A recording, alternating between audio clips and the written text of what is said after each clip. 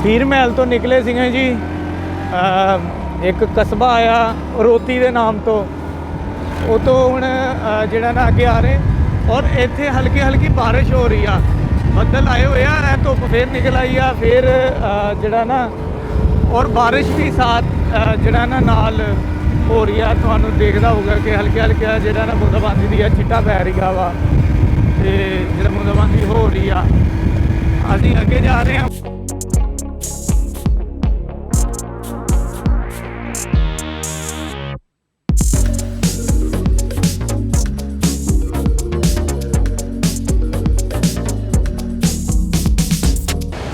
Had सदनाई ते मौजूद आ, इत्थे असी पहुँचे हाँ। आर भाई मेरे नाल आ। आर भाई किद्दां रहा सफ़र इत्थे तिकर दा तुहाडा? बहुत ज़्यादा मज़ेदार था।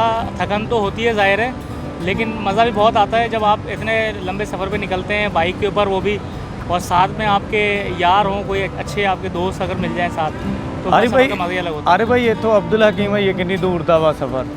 कहाँ, यहाँ से अब्दुल हकीम? हाँ जी, यहाँ से मेरे ख्याल से 3 से 4 किलोमीटर होगा अब्दुल हकीम शहर। अच्छा, ज़्यादा दूर नहीं है, मतलब करीब ही, यहाँ से बस हम पहुँचने वाले हैं अब्दुल हकीम।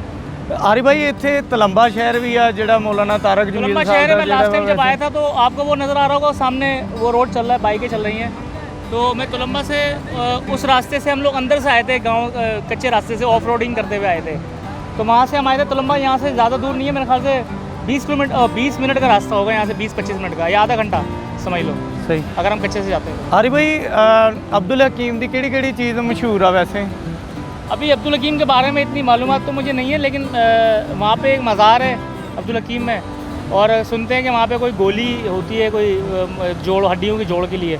और दूसरी चीज़ ये है कि जिस जगह पे हम खड़े हैं हैड सदनाई पे, इसकी ये खसूसियत है कि ये बिल्कुल सीधा स्ट्रेट पार्ट है यहाँ का, इस दरिया का, दरिया रावी। ये दरिया रावी चल रहा है यहाँ से, अगर आप देखेंगे तो ये आगे जाके दरिया चिनाब में मिल जाता है, जो एक ही हो जाता है।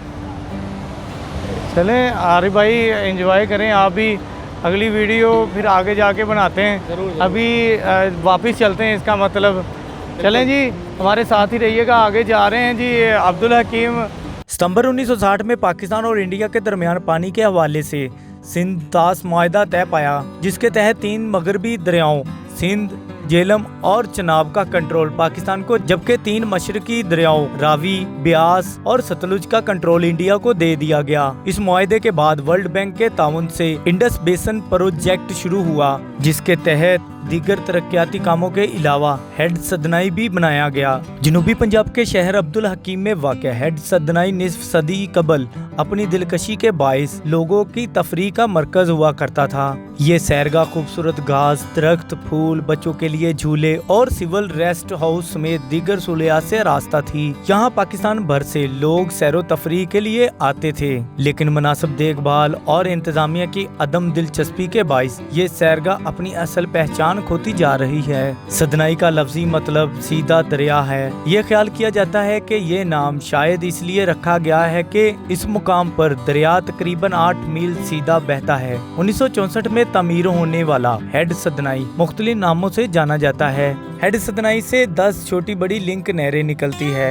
मैं गोसिया चौंक च मौजूद है, इत्थे मेरे नाल एक दोस्त मौजूद है, इन्हां नाल गल करते हैं। भाई जी इत्थे दी किहड़ी चीज़ मशहूर आ? इस दी सब तो ज़्यादा मशहूर जी है हैड सदनाई अब्दुल हकीम।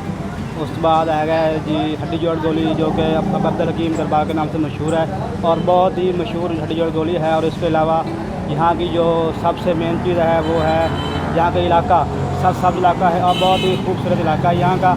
और यहाँ की जो हमारी बोली है वो आवाज़ है जिसे कहते हैं, वो बहुत ही खूबसूरत और सुरीली आवाज़ है जी। ये जो ज़िला खानेवाल इधर से कितनी दूर है वैसे?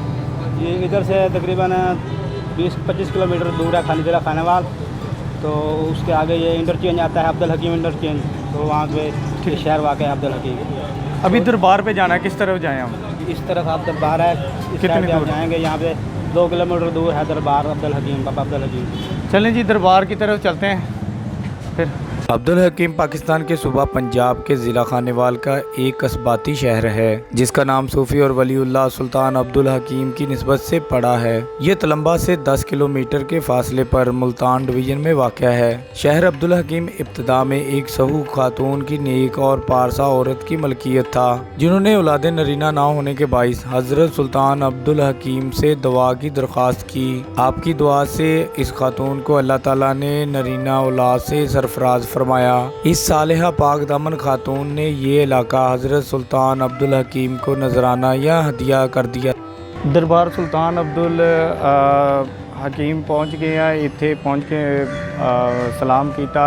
ਇਹਨਾਂ ਦੇ ਨਾਮ ਤੋਂ ਅਬਦੁਲ ਹਕੀਮ ਸ਼ਹਿਰ ਮਨਸੂਬ ਆ ਔਰ ਉਹ ਇੱਕ ਔਰਤ ਨੇ ਆਪ ਨੂੰ ਨਜ਼ਰਾਨੇ ਦੇ ਤੌਰ ਤੇ ਦਿੱਤਾ ਸੀਗਾ।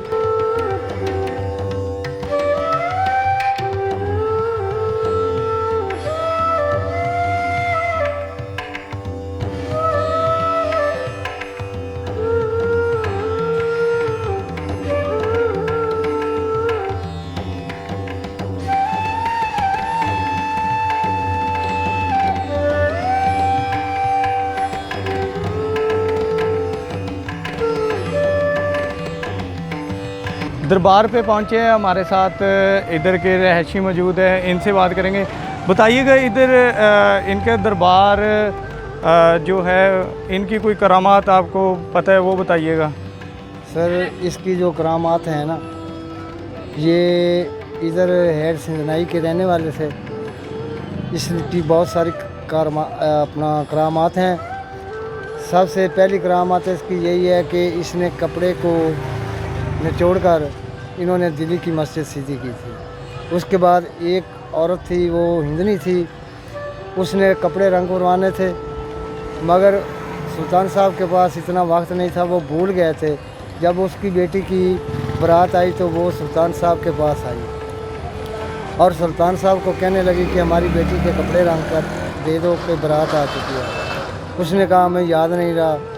एक मैला कुचैला पानी पड़ा था एक देग में, जब उस देग में उसने कपड़े डाले ना तो जो रंग वो औरत बोलती गई वही रंग निकलता रहा। आखिरकार वो जो हिंदनी थी वो सुल्तान साहब के कदमों में गिर गई और उसने माफ़ी मांगी। उसने कहा जिस तरह आपने ये कपड़े रंग दिए हैं ना, इसी तरह हमें भी रंग दो। सुल्तान साहब ने उनको कलमा पढ़वाया। कलमा पढ़वाने के बाद उसने सारी बारात को मुसलमान किया और उसकी बच्ची का निकाह जो था वो सुल्तान साहब ने ही करवाया था। सही। और ये कौन कौन सी चीज़ इधर की मशहूर है? जो इधर की दो चीज़ें मशहूर हैं। सुल्तान अब्दुल हकीम के दरबार पे जो गोली मिलती है उसे हड्डी जोड़ गोली कहते हैं। वो उसका कोई कीमत नहीं, उसका सिर्फ हदिया होता है।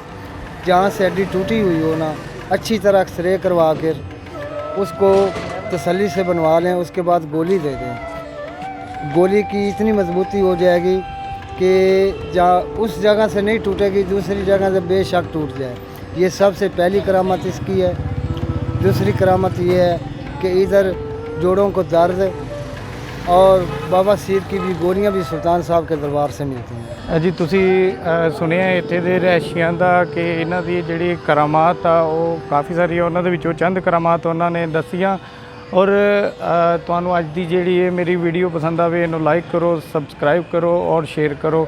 ਅਗਲੀ ਵੀਡੀਓ ਤੱਕ ਲਈ ਸਾਨੂੰ ਇਜਾਜ਼ਤ ਦਿਓ। ਓਕੇ, ਅੱਲਾ ਹਾਫਿਜ਼।